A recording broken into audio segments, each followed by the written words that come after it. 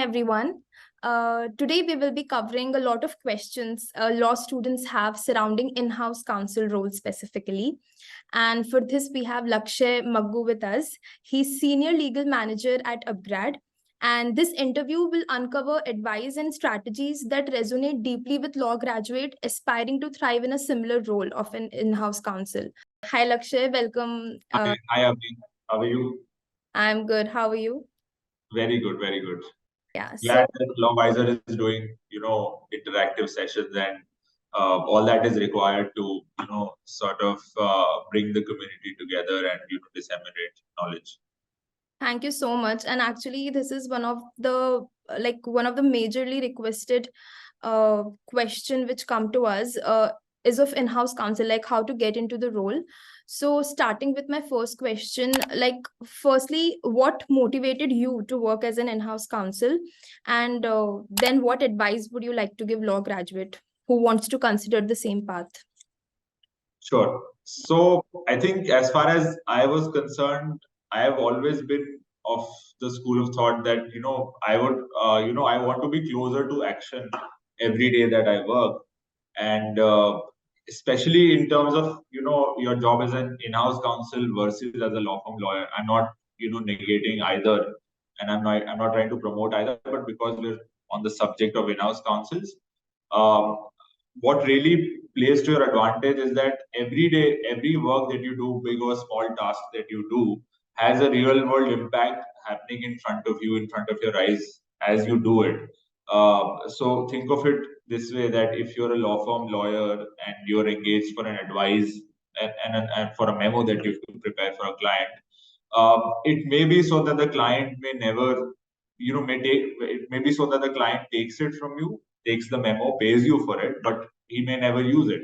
He or she may never use it. But as opposed to that, as an in-house counsel, you really give advice on a daily basis to your management, to your other stakeholders, and you're really down there with the team, and you're always in the action, momentum.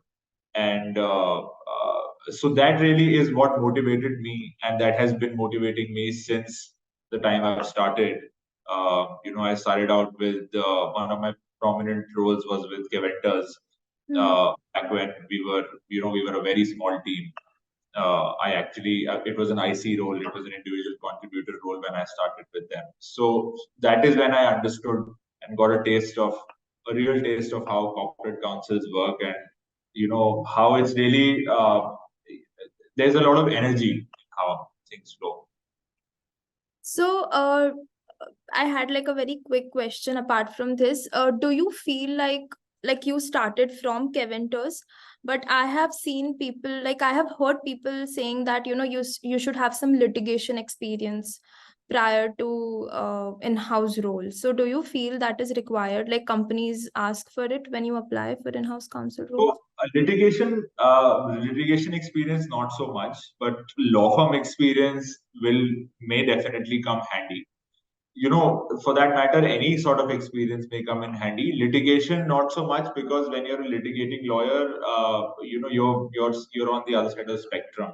You're Right. not used to sitting in an office and doing it's no matter how much you say, it really at the end of the day is not running around. It's not a running around job. You are at a desk. You Right. are confined to an office. And while on the other hand, litigation is really, the action is happening at the courts and not at the office. The chamber is only to prepare, and then, the real world, the real action is at the courts. Law firm experiences do come in handy. I will not say it is necessary to start out as a as a law firm lawyer and then you should go to an in-house counsel, but it is definitely a big plus. And I see a lot of people going into law firms for a year or two and then moving to in-house roles, uh, while some of them have a sense that they'll have an easier life at while being an in-house, and it may be true for most, but it really depends on the organization that you're joining. If you're joining a fast-paced organization that's, say a startup, and even if it's not a startup, it's a fast-paced organization with a DNA grow every day and be aggressive in the market. So I do not think that those roles are easy in any way. They're very challenging in their own different ways. May not be in the same way as a law firm, but yeah. Okay.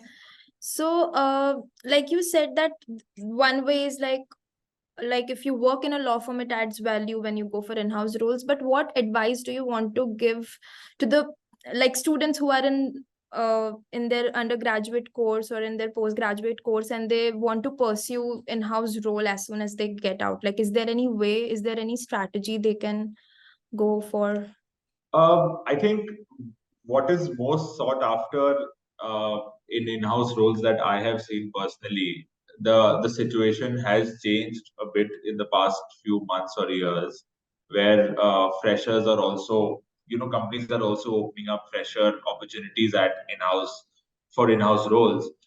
But largely, the lion's share is still with people who have some experience. So that is really the catch.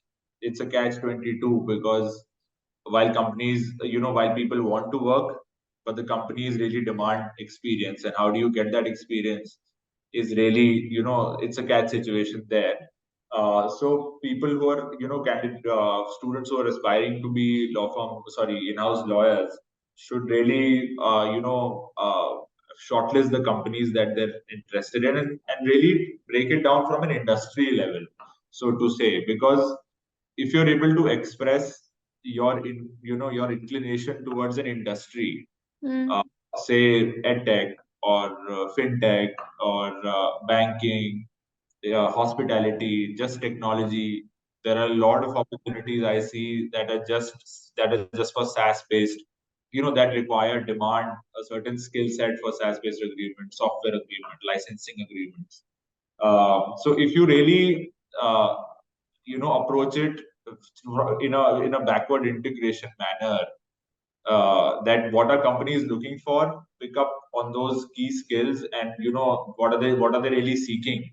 And even if you don't have experience, real world experience in those areas, you acquire that knowledge, of course, through literature and information available on the internet. And one can even start to draft out contracts. And because more often than not, if you're applying for an opportunity, there will be a technical assignment as well.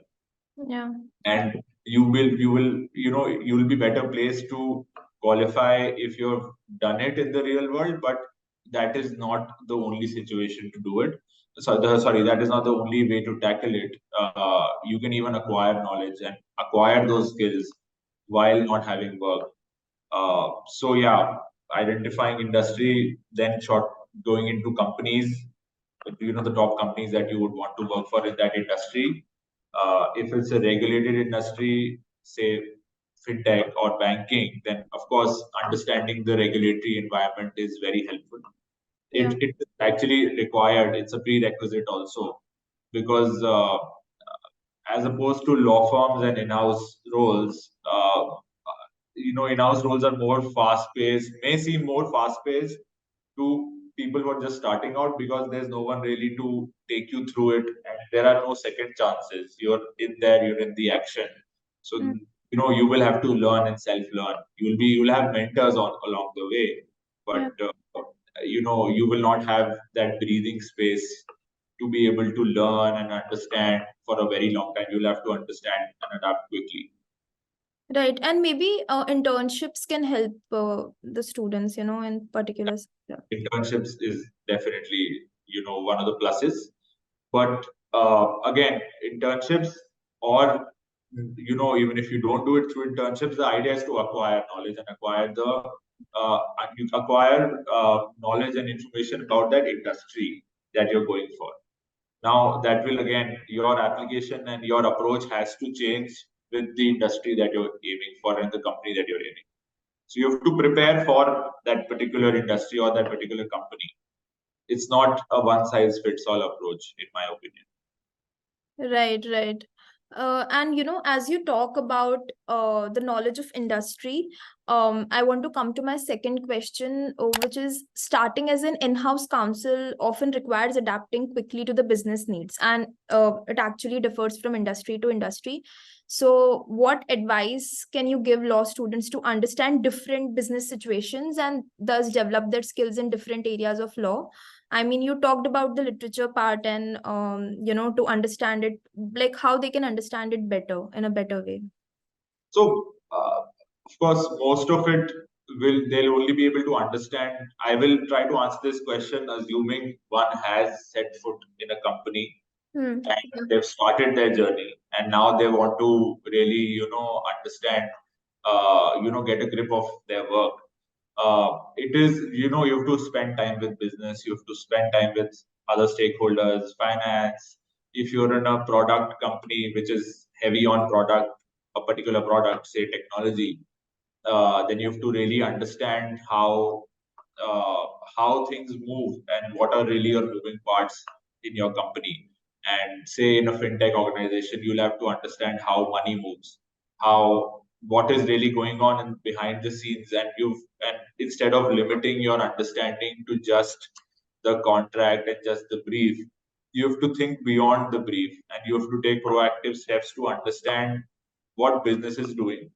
You have to really be, in my opinion, be in the business's shoes, and not expect them to be in your shoes, because that's not what's going to happen more often than not. You will be expected to be in business shoes and to understand what are the risks that may come, because until and unless you've understood a model properly, understood the business model that your company is operating on properly, you will not be able to identify risks and vulnerable areas.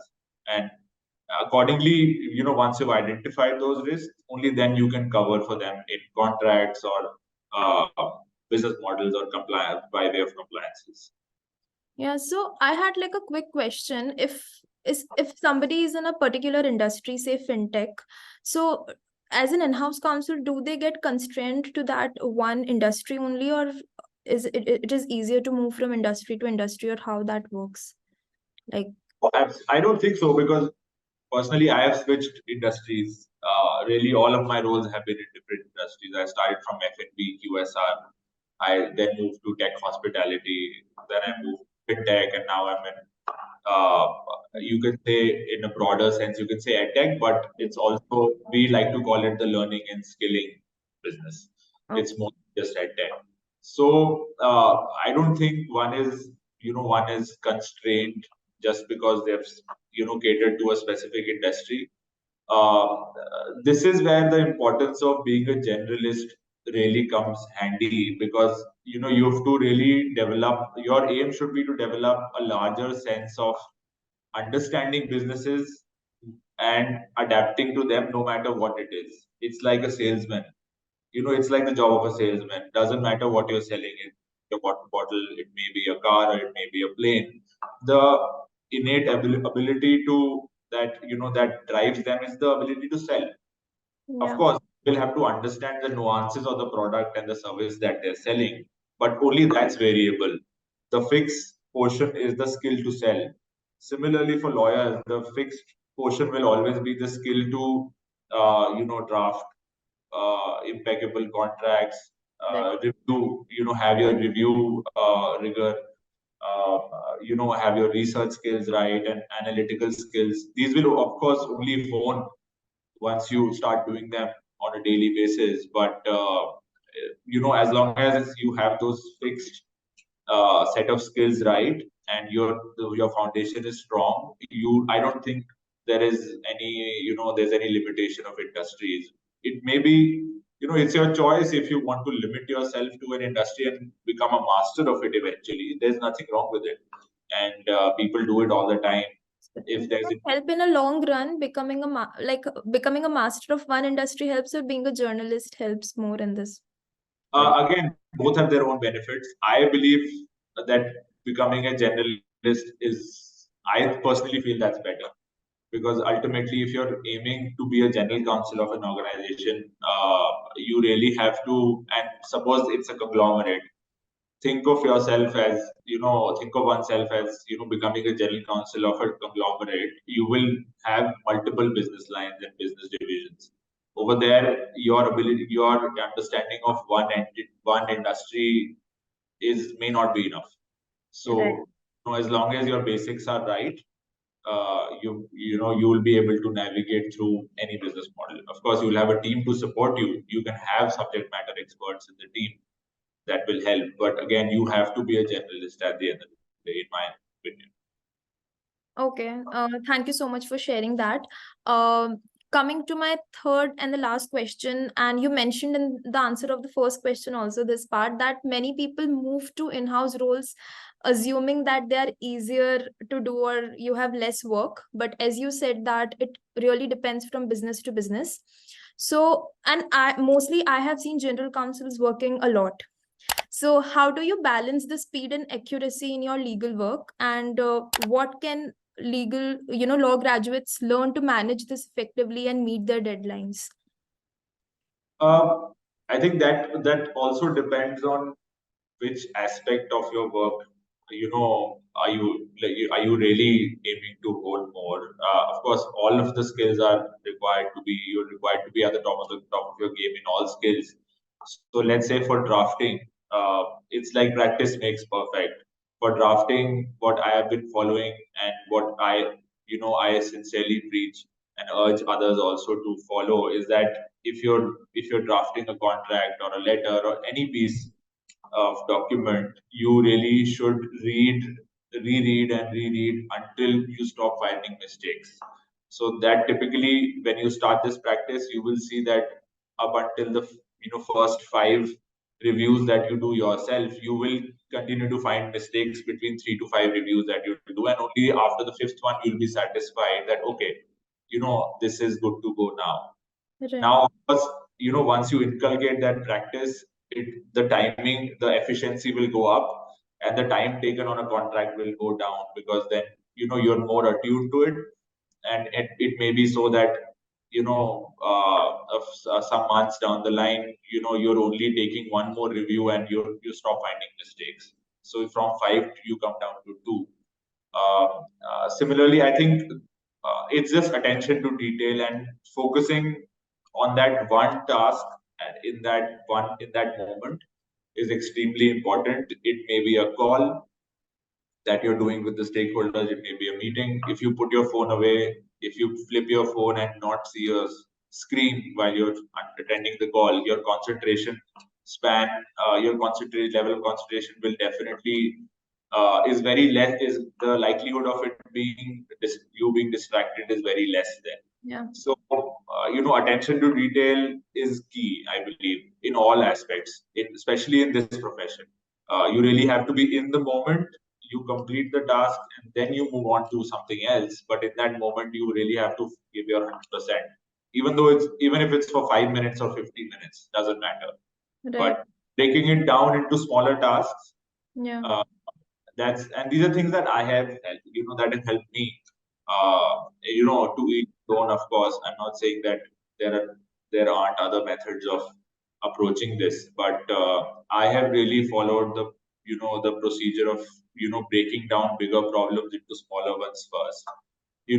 Developing a roadmap of how to approach a problem in my head and first, and then really get to the task. So that really helps instead of thinking it afterwards. It's like it's like planning it first. Give it 5 minutes to plan and then spend 15 minutes to do it with of course attention to detail. Yeah, I have like a very it's not like related to in-house counsel role, but a very generic question. Like, do you use any resources to manage all your tasks? Like just breaking it into things. Like people use different resources. Like there's some use apps like Notion or things like that. Unfortunately, don't use any of the apps. All I use is a notes app Okay.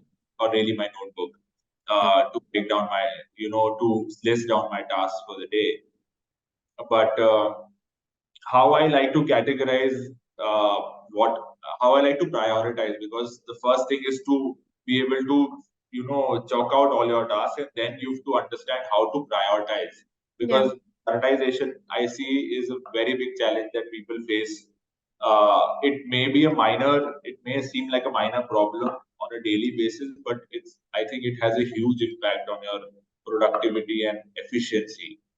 If you can't prioritize well, you will be all over the place, and it'll just have a dominoes effect. And prioritizing things and understanding what is urgent, what is important, what is not urgent but important, what is both urgent and important, breaking it down into those buckets in your head will help you understand what is, because there are times when tasks are small, they're quick tasks, and they're urgent, and you do the quick ones first. So sometimes you have to follow that approach, but my approach has always been, eat the frog, meaning do the most difficult task first. Right. Okay. So thank you so much for sharing that. I hope it clears a lot of doubt which law students have, and even the in-house counsels who are new to this profession. So thank you for joining us, Lakshay, today. Thank you so much, Avani. Thank you. Pleasure.